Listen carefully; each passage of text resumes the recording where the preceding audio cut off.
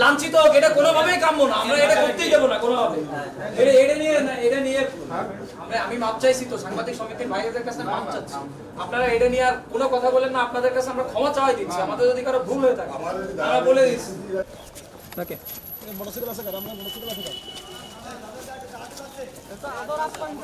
আপনি এখানে তো একটু আগে তো বলেন দলীয় লোক, আপনার কি পদ, কি কোন পদ আছে? আপনি ওই লোকটাকে হাত দিলেন কেন?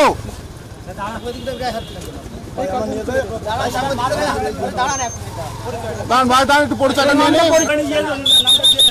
নামটা দিয়ে যান, নামটা দিয়ে যান না। প্রশাসনের কাজ করতে দেবেন না? অবশ্যই দেবো।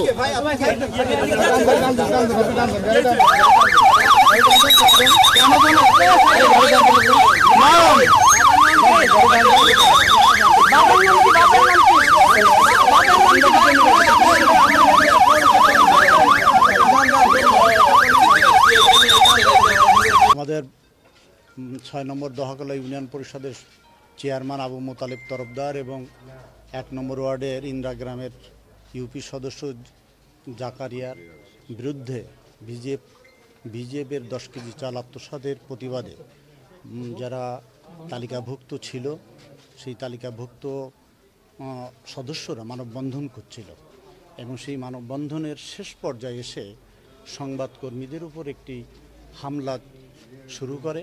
সেটা হচ্ছে যে আমাদের উপজেলা পরিষদের ভাইস চেয়ারম্যান এর নেতৃত্বে আমাদের রিয়াদ, তার ভাইপো রিয়াদ, নয়ন, ফিরোজ মেম্বার এরা হামলা করে বাইজিদ। তখন আমি এই সংবাদকর্মী 71-এর ফরাদ সাহেবের দিকে যখন ওরা তেড়ে বসে তখন আমি আগায় গিয়ে ঠেকানোর চেষ্টা করি।